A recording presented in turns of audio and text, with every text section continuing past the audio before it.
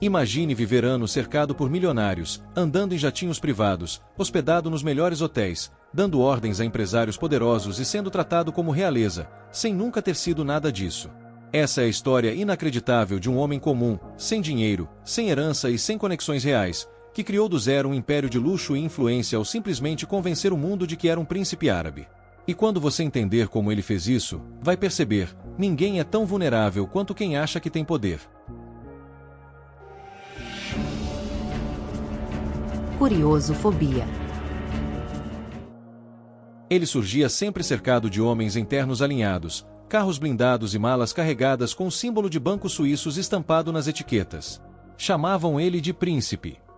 Não um príncipe qualquer, mas herdeiro direto de uma das famílias mais ricas do Oriente Médio, com conexões secretas com a Arábia Saudita, com contratos obscuros de petróleo e com passaportes de todos os países que um ser humano jamais conseguiria obter. O nome variava conforme o interesse: Khalid, Fahd, Abdullah. O rosto, sempre o mesmo, óculos escuros, sorriso educado, aparência sóbria e uma habilidade desconcertante de fazer qualquer um acreditar que estava, naquele instante, diante de um dos homens mais ricos do planeta. Mas nada daquilo era real. Não havia príncipe. Não havia herança. Não havia contratos de petróleo. O homem por trás da máscara tinha nascido numa periferia europeia, sem dinheiro, sem estudo, sem qualquer ligação com o Oriente Médio além do tom de pele que, convenhamos, jogava a seu favor. O que ele tinha, no entanto, era mais valioso do que qualquer petróleo: a habilidade de ler pessoas. De decifrar os códigos invisíveis que regem o ego, a ambição e o desespero humano. Ele não precisava forjar documentos, criar empresas ou sequer falar árabe. Bastava sentar à mesa, pedir o vinho mais caro e deixar que os outros preenchessem as lacunas da sua história com as próprias fantasias.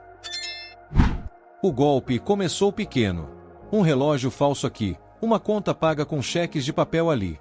Depois vieram os convites para festas, as viagens em jatinhos alugados por horas e fotografias cuidadosamente posadas em iates que não lhe pertenciam.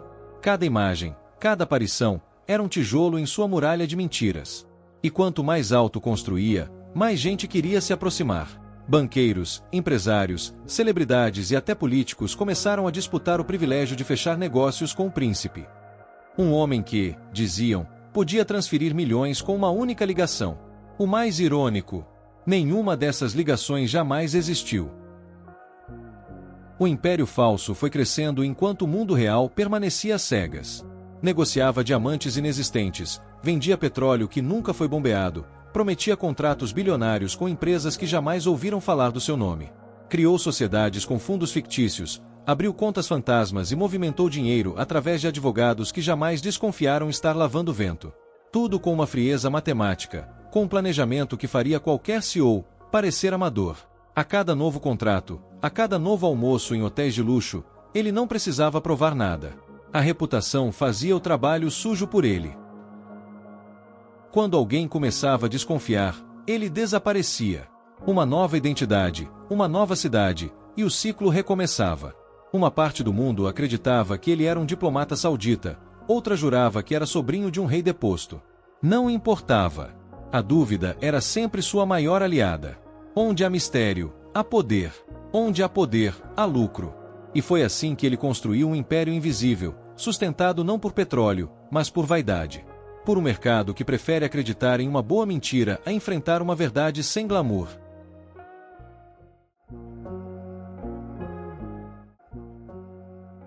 Nos primeiros meses, ninguém questionava. Era fácil acreditar. Ele falava árabe fluentemente, conhecia tradições específicas, sabia como se portar, como sorrir para cada tipo de pessoa, como parecer inacessível e fascinante ao mesmo tempo. Ele não vendia negócios. Vendia acesso. Uma fotografia ao lado dele podia abrir portas em bancos que negavam crédito até para milionários. Um jantar ao seu lado criava contratos antes inimagináveis. E ele sabia usar isso. Os relógios exagerados, os carros discretamente caros, os seguranças que nunca falavam, tudo fazia parte do espetáculo. E quem duvidasse, bastava olhar sua conta bancária. Ou pelo menos o que parecia ser sua conta bancária. O homem criou um império não com produtos, não com serviços, mas com promessas.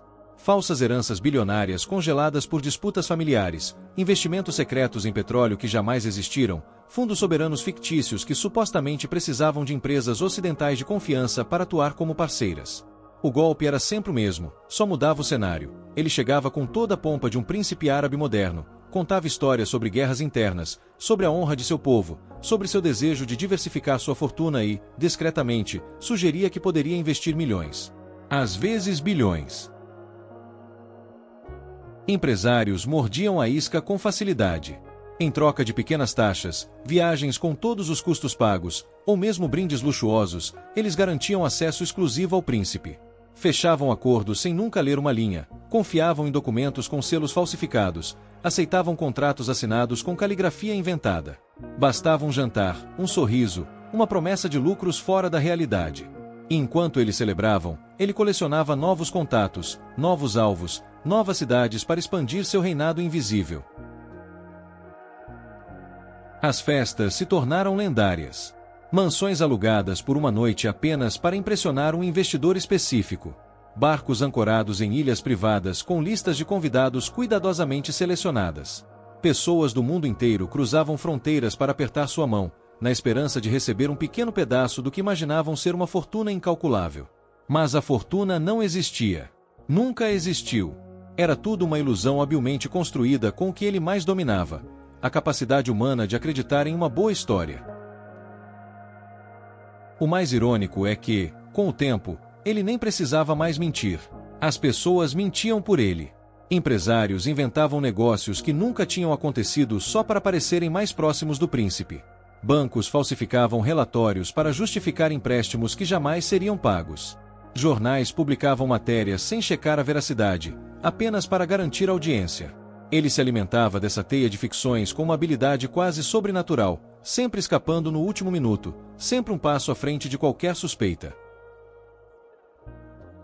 Quando começaram a surgir as primeiras denúncias, ele já estava em outro país, usando outro nome. O padrão era sempre o mesmo: sumir antes que as perguntas se tornassem perigosas. Mas nunca antes de colher o máximo possível de sua vítima. Não era incomum que ele deixasse para trás empresas falidas, pessoas endividadas, famílias destruídas pela ambição. E mesmo assim, ninguém falava. Quem caiu no golpe preferia o silêncio à vergonha pública. Afinal, quem admitiria que foi enganado por alguém que nunca foi quem dizia ser? O jogo durou anos. Talvez mais de uma década. Em todo esse tempo, ele transitou entre bilionários de verdade, estrelas de cinema, políticos e até nobres europeus. Ninguém suspeitava.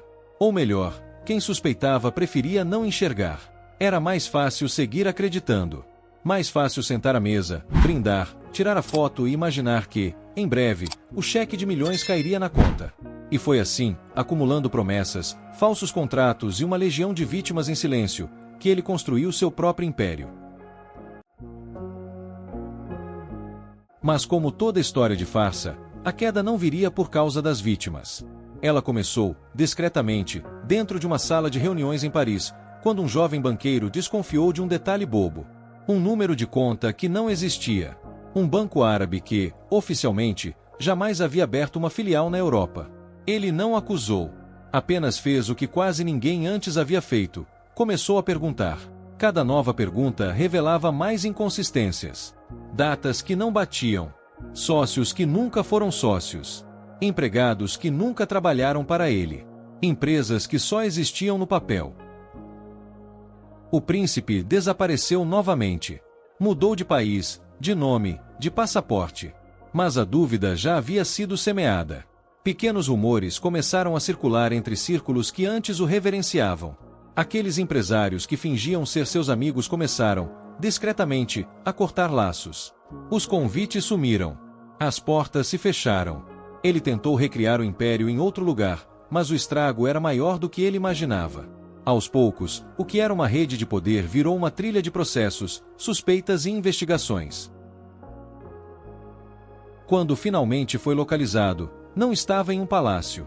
Não havia carros de luxo, nem festas, nem jantares exuberantes. Estava em um hotel de beira de estrada, usando um nome falso, pagando as contas com cartões de crédito que logo seriam recusados. A polícia não o prendeu por golpes milionários. O que o derrubou foi algo bem mais banal: falsificação de documentos e evasão fiscal. Pequenos crimes, mas suficientes para desmoronar a farsa inteira. Ao ser levado algemado, manteve o mesmo sorriso de sempre. Um sorriso de quem, no fundo, sabia que já havia vencido o jogo por tempo demais.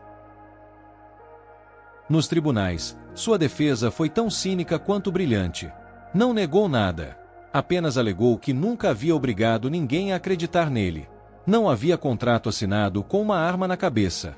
Não havia promessas registradas em cartório. Tudo o que ele ofereceu foi uma narrativa. E as pessoas, por pura ganância ou vaidade, aceitaram.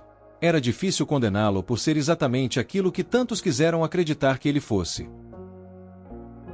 As audiências se arrastaram por meses, revelando detalhes que pareciam saídos de um filme. Documentos falsos impressos em impressoras caseiras, identidades criadas com a ajuda de hackers, números de contas inventados por aplicativos de celular, alianças com pequenas máfias que forneciam seguranças e motoristas para completar o teatro. Nenhuma fortuna escondida. Nenhuma herança árabe. Apenas um homem solitário, vivendo da ilusão que criou com tanto talento. Quando finalmente foi condenado, a pena foi pequena, perto do estrago que causou. Alguns anos de prisão, multas que jamais seriam pagas. Ao sair, já não havia mais súditos, nem investidores, nem festas. Mas havia algo que ninguém conseguiu lhe tirar: a lenda. A história de como um homem, sem dinheiro, sem herança, sem nenhum título real, conseguiu dobrar os maiores empresários do mundo apenas com lábia, teatro e um paletó bem cortado. E se você acha que histórias como essa são raras, está enganado. O mundo está repleto de farsantes que entenderam algo simples e assustador sobre a natureza humana, que nós preferimos acreditar numa mentira bem contada do que aceitar uma verdade inconveniente. Que, às vezes, um título, um sobrenome exótico e um sorriso seguro são tudo o que é preciso para abrir as portas mais fechadas. Se você chegou até aqui, talvez já tenha percebido: por trás dessas histórias de engano, sempre existe algo maior em jogo. Não é sobre dinheiro. Não é sobre status. É sobre poder. O poder de manipular a realidade ao seu favor. O poder de controlar a narrativa. O poder de transformar mentiras em verdades temporárias. E enquanto houver alguém disposto a acreditar, sempre haverá alguém disposto a inventar. Se você gosta de histórias como essa, cheias de reviravoltas, personagens improváveis e verdades absurdas, inscreva-se no canal. Toda semana, uma nova investigação, com fatos, documentos, conspirações e histórias reais que mostram que, na vida, a realidade quase sempre é mais absurda do que qualquer ficção.